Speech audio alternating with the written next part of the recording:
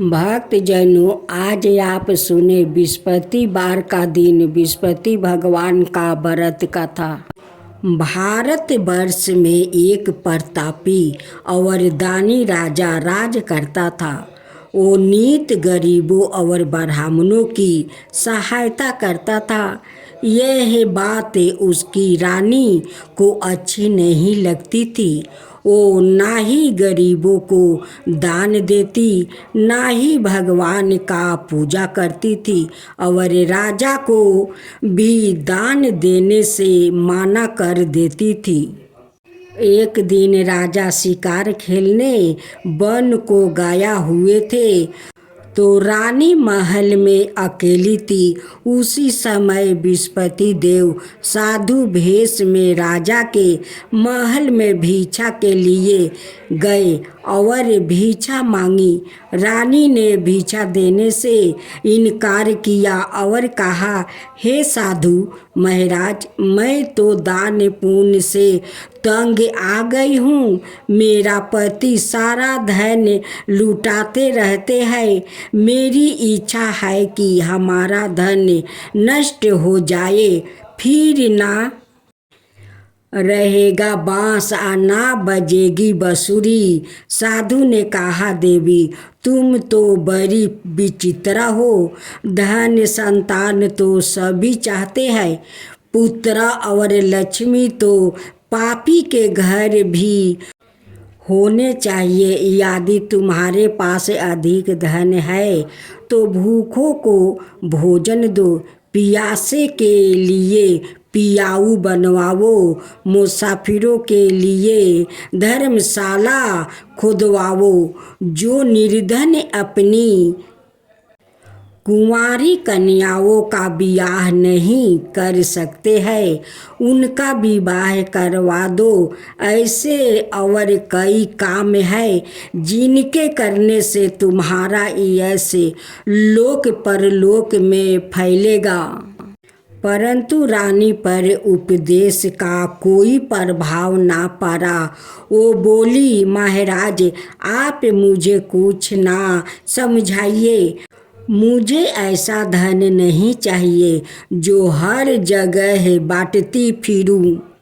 साधु ने उत्तर दिया, यदि तुम्हारी ऐसी इच्छा है तो तथास्तु। तुम ऐसा करना कि बृहस्पतिवार को घर लीप कर पीली मिट्टी से अपना सिर धोकर स्नान करना, भट्ठी चढ़ाकर कपड़े धोना। ऐसे करने से आपका सारा धन नष्ट हो जाएगा।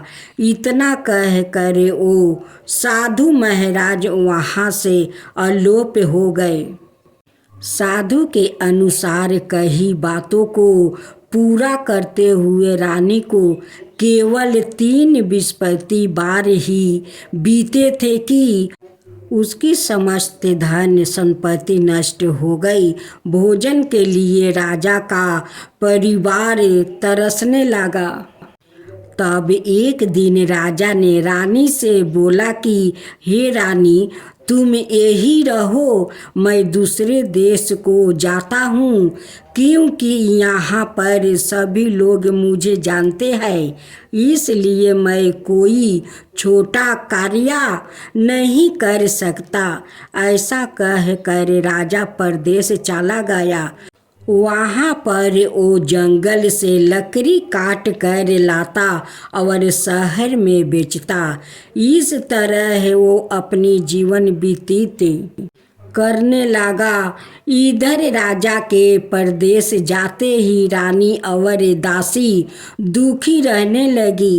एक बार जब रानी और दासी को 7 दिन तक बिना भोजन के रहना पड़ा, तो रानी ने अपनी दासी से कहा, हे दासी, पास ही के नगर में मेरी बहन रहती है।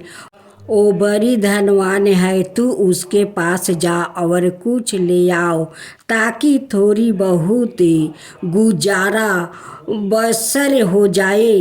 दासी रानी की बहन के पास गई। उस दिन गुरुवार था और रानी की बहन उस समय बृहस्पतिवार का व्रत की कथा सुन रही थी।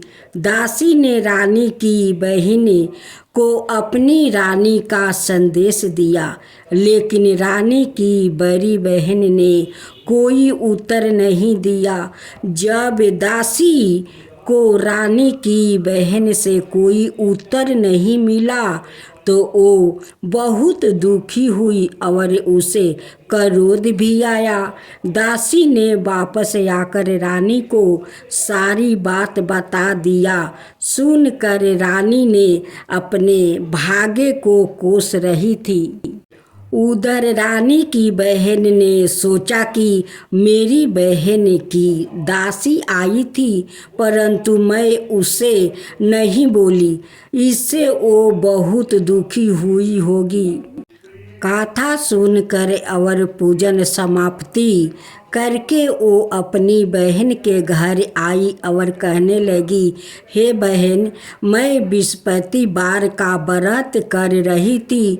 तुम्हारी दासी मेरे घर आई थी, परंतु जब तक कथा होती है तब तक ना तो उठते हैं और ना ही बोलते हैं, इसलिए मैं नहीं बोली। कहो दासी, क्यों गई थी? रानी बोली, बहन, तुमसे क्या छिपाऊं? हमारे घर में खाने तक को अनाज नहीं था। ऐसे करते करते रानी की आंख भर आई।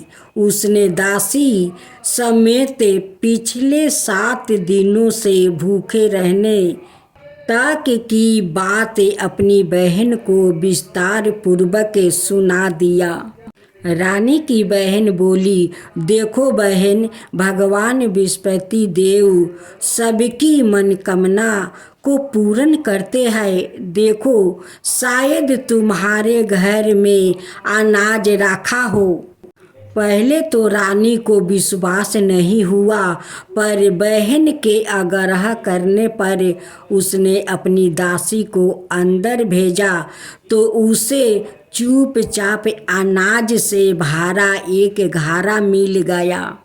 यह देखकर दासी को बड़ी हैरानी हुई।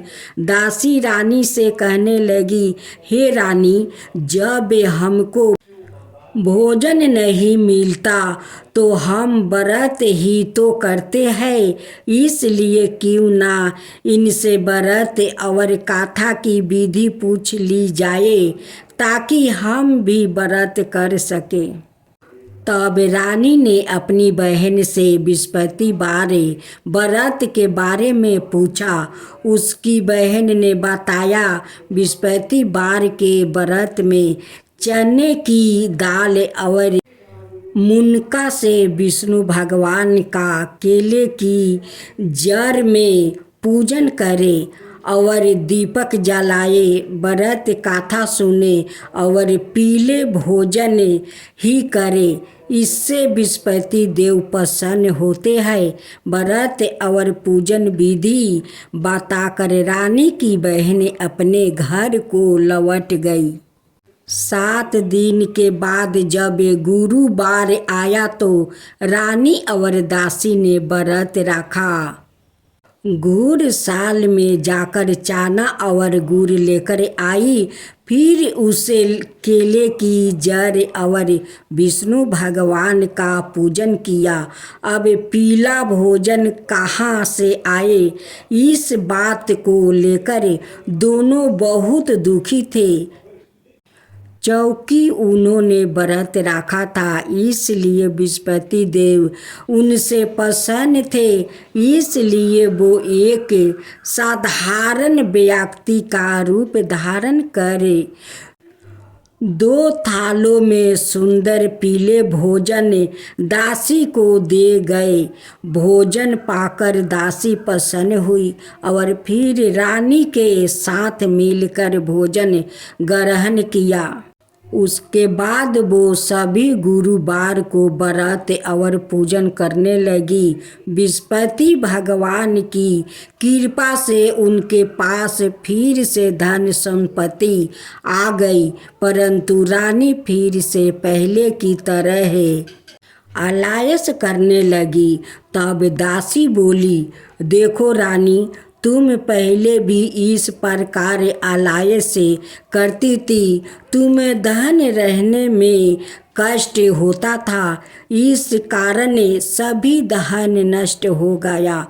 और अब जब भगवान बृहस्पति की कृपा से धन मिला है तो तुम्हें फिर से आलस्य होता है।